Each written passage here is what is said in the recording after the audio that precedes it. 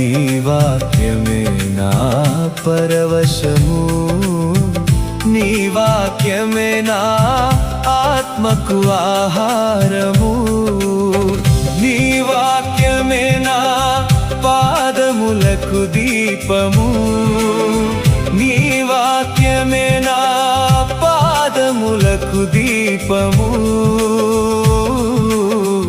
నీ వాక్యమే నా పాదములకు దీపము. నా స్తుతి పాత్రుడా నా యేసయ్యా, నా ఆరాధనకు నీవే యోగ్యుడా.